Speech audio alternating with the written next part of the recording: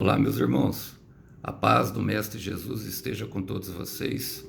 Que Deus abençoe quem me ouve e que o Senhor Deus Todo-Poderoso possa vir falar conosco, sempre por intermédio da sua santa e poderosa palavra. O texto hoje para nossa breve reflexão, o texto hoje para nossa conversa, encontra-se no Evangelho de Jesus Cristo segundo João, pastor e teólogo João. Quero ler com vocês o capítulo 7, a partir do verso 28 em diante. A palavra de Deus diz o seguinte: Enquanto ensinava no templo, Jesus disse em alta voz: Sim, vocês me conhecem e sabem bem de onde eu venho. Mas não estou aqui por minha própria conta. Aquele que me enviou é verdadeiro e vocês não o conhecem. Mas eu o conheço porque venho dele e ele me enviou a vocês. Então tentaram prendê-lo, mas ninguém pôs as mãos nele, porque ainda não havia chegado a sua hora. Eu quero repetir, porque ainda não havia chegado a sua hora. Muitos entre as multidões no templo creram nele e diziam: Afinal, alguém espera que o Cristo faça mais sinais do que este homem tem feito? Glória a Deus. Somente até aqui para aquilo que o Senhor quer falar conosco hoje. Irmãos, o contexto aqui é bem simples e vou contextualizar porque foi nesta festa, o Senhor Jesus ministrava em uma festa, uma das 3 festas instituídas por Deus por meio da Bíblia, por meio da sua palavra, ao povo israelita. A primeira é a festa da Páscoa, a travessia no deserto, quando eles saíram do Egito, que celebrava justamente a libertação. A segunda é essa, a festa das cabanas, a qual ele estava, que representava, ou seja, remontava aquele tempo que eles viviam tabernaculando, ou seja, montavam e desmontavam a sua cabana enquanto peregrinavam no deserto, enquanto alcançavam a terra prometida. E a terceira festa é a festa do Pentecostes, que veio a derramada do Espírito Santo, em que ali se cumpriu verdadeiramente o derramar do Espírito. E Jesus deu declarações bastante polêmicas nessa festa. Ele diz que era o pão da vida, e também no final dela, no último dia mais importante, ele diz que rios de água viva fluirão daqueles que creem, mencionando o derramar do Espírito Santo. E naquele momento ele ensinava. Por quê? Porque os israelitas, as pessoas que estavam ali ainda duvidavam muito dele, ou seja, duvidavam da verdade. E quantas vezes nós estamos assim, irmãos? Em trevas, quantas vezes nós estamos em momentos, sabe, únicos da nossa vida, que precisamos tomar decisões e parece que não vem uma luz, parece que a verdade não consegue ser tangível, nós não conseguimos alcançar, apalpá-la. Mas Jesus, ele é verdadeiro, Deus, ele é verdadeiro e ele sempre se revela a nós. E a dúvida ali, tudo começou a partir desse versículo que eu li, tudo começou a partir de uma dúvida, porque os israelitas comentavam entre eles, falavam assim: mas quando Cristo vier, ninguém saberá de onde ele vem, como se ele fosse surgir do nada, como se do nada Deus fosse fazer ele surgir de maneira mágica, de maneira bem mística. E nós, seres humanos, nós gostamos disso, nós temos uma tendência bastante mística de crer que Deus vai fazer algo muito espetacular. Não, e Deus começa do pouco, irmão. Jesus Cristo, ele criou a igreja. Jesus Cristo, ele foi o primeiro, ele veio aqui para nos ensinar a ser igreja. E dito isso, eu quero fazer algumas aplicações pertinentes, porque ele fala assim: enquanto ensinava no templo, Jesus disse em alta voz. Quando nós aceitamos Jesus, ele começa a nos ensinar. Ele ensina através da voz, do seu Espírito Santo, da palavra e das nossas conversas com ele por meio de oração. Mas é verdade que a voz dele quer falar mais alto, falava em alta voz. A voz dele quer gritar dentro do nosso coração para que nós sigamos o nosso propósito, irmãos.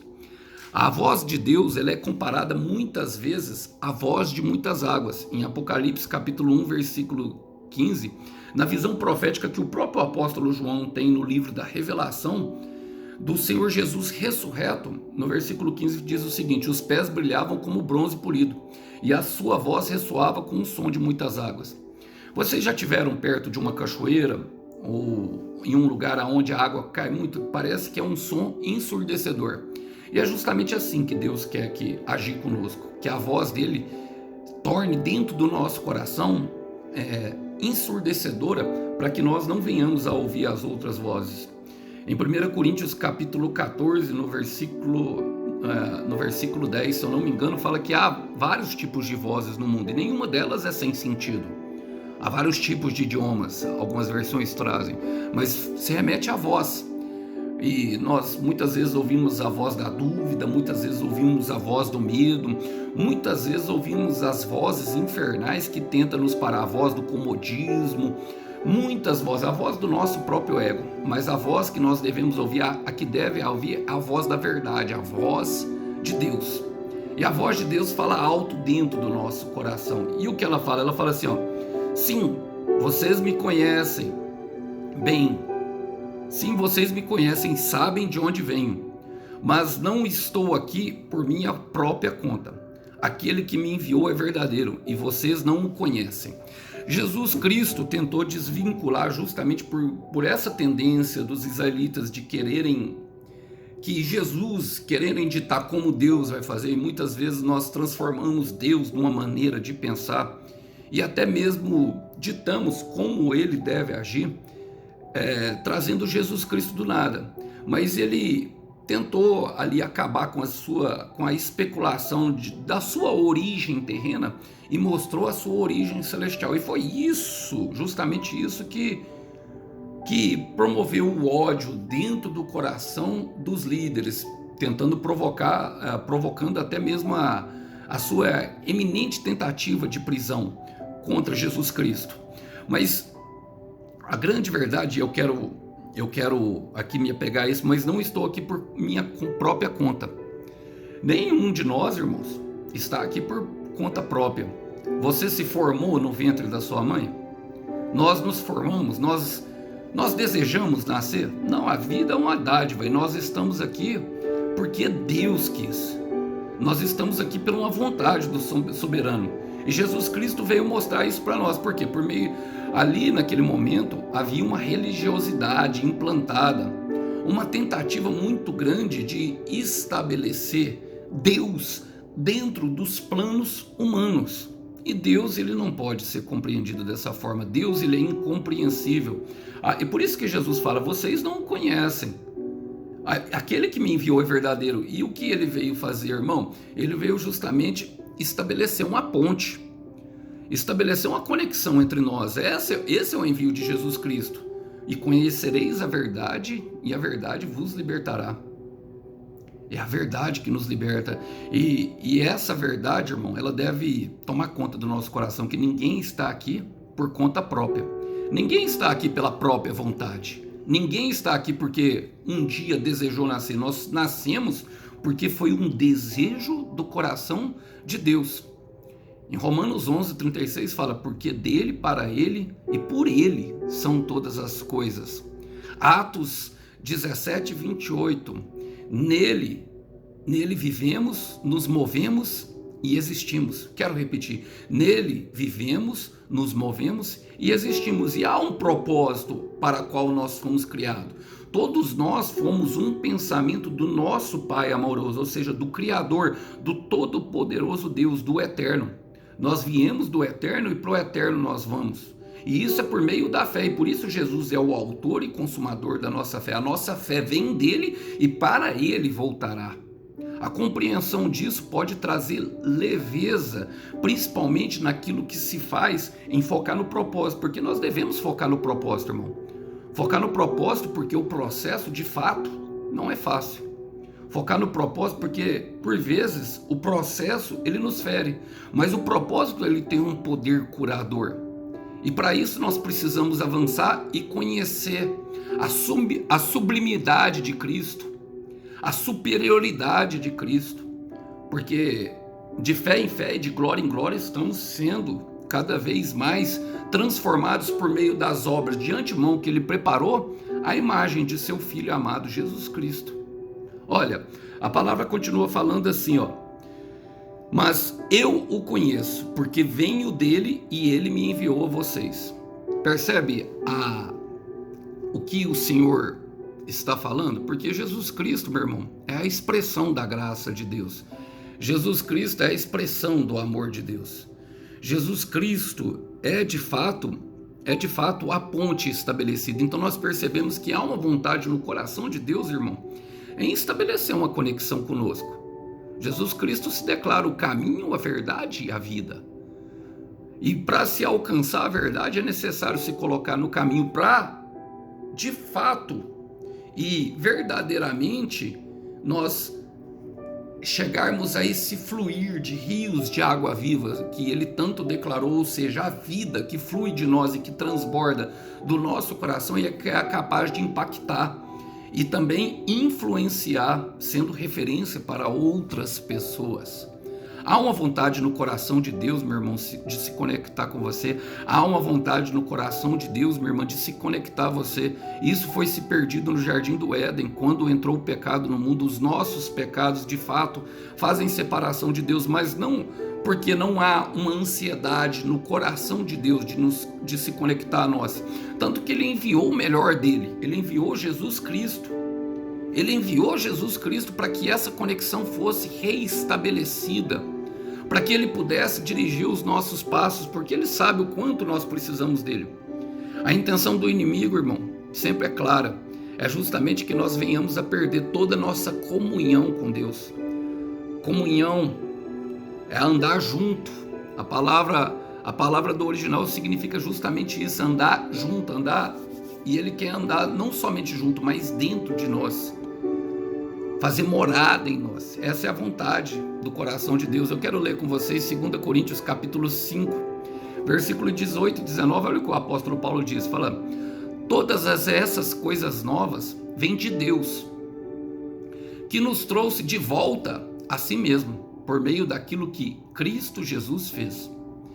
E Deus nos deu o privilégio de insistir com todos os que se reconciliem com Ele.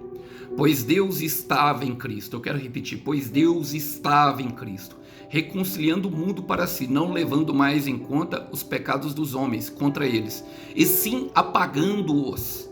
Esta mensagem maravilhosa da reconciliação Ele nos deu para transmitir aos outros. Ali Paulo está falando que nos fez embaixadores de Cristo. O embaixador, ele representa uma nação em terra estrangeira, e todos nós às vezes nos sentimos assim.